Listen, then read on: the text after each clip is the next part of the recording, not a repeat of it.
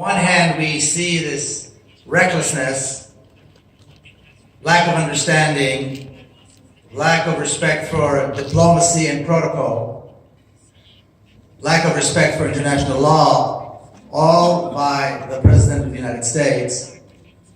And the Turkish president provides a complete opposite of that, distinguished, respectable, and measured and responsible response. And I think that is why the United Nations vote went as well as it did, because it created, we now have this clear choice, the world has a clear choice, whether to follow the recklessness of the United States or to act in a measured and responsible way when it comes to an issue that is so sensitive and is so volatile, which is, of course, the status of the city of Jerusalem. And as though Mr. Trump's recklessness on Jerusalem was not enough, I'm sure you all heard yesterday and today about the United States' decision to create an army of 30,000 armed Kurds on the border between Syria and Turkey.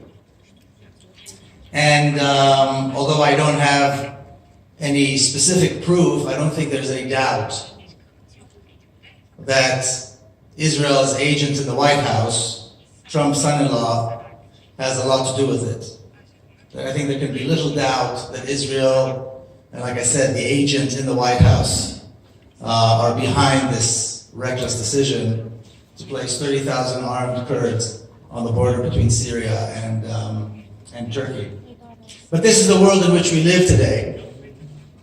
And again, there was this expectation after the Jerusalem Declaration, and I think there's always this expectation from the West, particularly America, that the Muslims will behave this way, and the Muslims will behave that way, and there will be this much violence and that much violence. And again, like I said, with Mr. Erdogan's leadership, we saw this very measured, responsible, and diplomatic response, which I think the world definitely responded to well. Now, in terms of my own